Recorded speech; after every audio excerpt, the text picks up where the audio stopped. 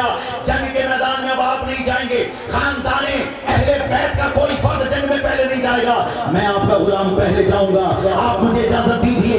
حضرت حر نکل کر آئے میدان میں، ادھر سے ابن سعد، ابن سعد نے دیکھا تو کہا اے حر تو تو ہماری طرف تھا، تو تو ہمارا غلام تھا، تو تو یزید کی بات مانتا تھا، حسین کے ساتھ کیوں گیا؟ آجا یزید کی طرف، دنیا ہے یزید کے ساتھ، 22,000 کا لشکر ہے یزید کے ساتھ، دنیا ہے یزید کے ساتھ۔ تو حضرت حر نے کہا اگر یزید کے ساتھ دنیا ہے تو حسین کے ساتھ دین ہے۔ اللہ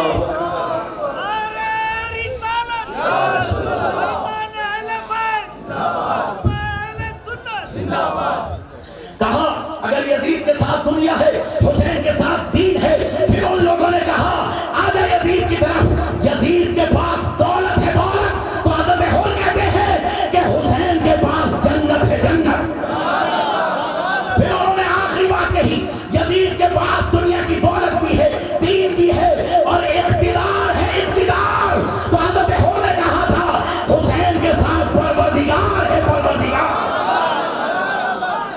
اللہ اکبر، جس کے ساتھ اللہ کی مدد ہو، نور حق، شمع الہی کو بجھا سکتا ہے کون؟ جس کا حامی ہو خدا، اس کو مٹا سکتا ہے کون؟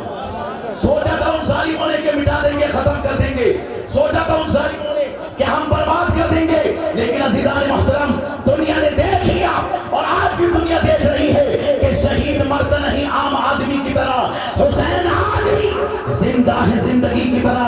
یزید ڈوب گیا شام کے اندھیروں میں، حسین پھیلے ہیں دنیا میں روشنی کی طرح۔ حضرت حر نے ان ظالموں کو للکارا، لیکن عزیزان محترم کئی ظالموں سے مقابلہ کرنے کے بعد اور انہیں فاصل جہنم کرنے کے بعد آخرکار 22,000 کا لشکر سامنے تھا، کئی یزیدیوں کو مارنے کے بعد آپ کے جسم پر اتنے تیر لگے کہ آپ کے دل کو پار کر گئے اور پھر آپ بھی اللہ کی رضا کے لیے شہید ہو گئے۔ پھر حضرت وہب بن عبداللہ کلبی میدان میں آئے، 17 دن ہوئے شادی کو، بیوی ہے گھر پر، ماں اکیلی، بیوہ ماں، مگر کہتی ہے میرے لاڈلے اگر تو میرے دودھ کا حق ادا کرنا چاہتا ہے تو جا کربلا کے میدان میں اور حسین کے نام پر شہید ہو جا، میں قیامت کے دن شہید کی ماں کہلاؤں، یہ میرے لیے سب سے بڑے فخر کی اور عزت کی بات ہے۔ بیوی نے بھی کہا کہ جائیے اور امام حسین کے نام پر قربان ہو جائیے۔ اللہ اکبر، امام حسین کے نام پر آنے والا یہ نوجوان حضرت وہب 17 دن شادی کو ہوئے ہیں، جاتے ہیں ظالموں سے لڑتے ہیں، لیکن اللہ کی رضا سے یہ بھی شہید ہو جاتے ہیں۔ مگر یہاں سے ہمارے ماں بہنوں کو پیغام ہے کہ انہوں نے امام حسین کے نام پر اپنی اولاد کو اور اپنے شوہروں کو قربان کیا۔ کیا آپ اپنے بچوں کو اور شوہر کو سمجھاتے ہو دین کے لیے، نماز کے لیے، قرآن کے لیے؟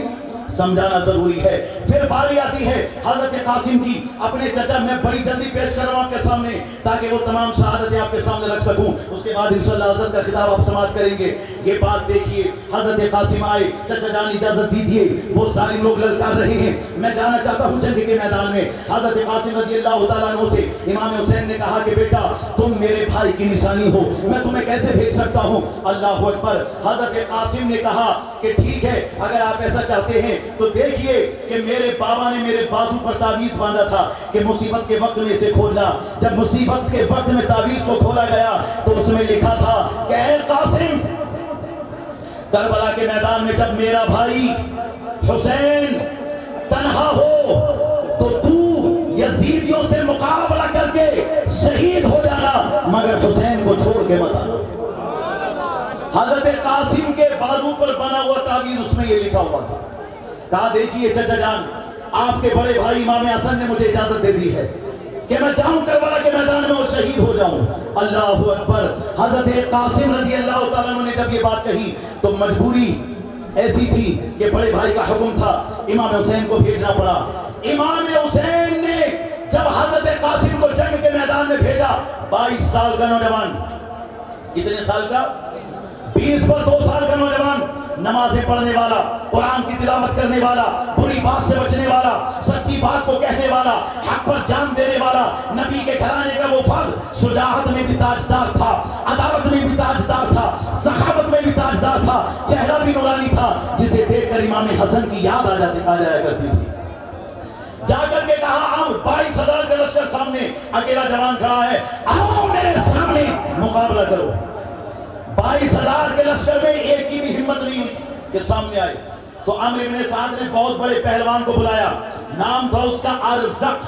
کیا نام تھا؟ ارزق. اور کہا کہ جا بھائی بہت دیر سے لڑتا رہا یہ نوجوان, جا کے مقابلہ کر اس سے. تو ارزق عمرو بن سعد سے کہنے لگا کہ تو نے میری بے عزتی کر دی, میں اس بچے سے جا کے لڑوں گا؟ یہ ہے کیا 20-22 سال کا نوجوان, اس سے میں لڑوں گا؟ ارے میں ارزق وہ ہوں کہ 1000 دشمنوں کو بھی خاک میں ملا دیتا ہوں, تو اس بچے سے جا کے میں لڑوں گا؟ عمرو بن سعد نے کہا بچہ مت سمجھ اسے, یہ بچہ نہیں ہے بلکہ اس کی رگوں میں علی کا خون دوڑ رہا ہے. لا فتح الا علی, لا سیف الا ذوالفقار. علی کا خون دوڑ رہا ہے اس کی رگوں میں.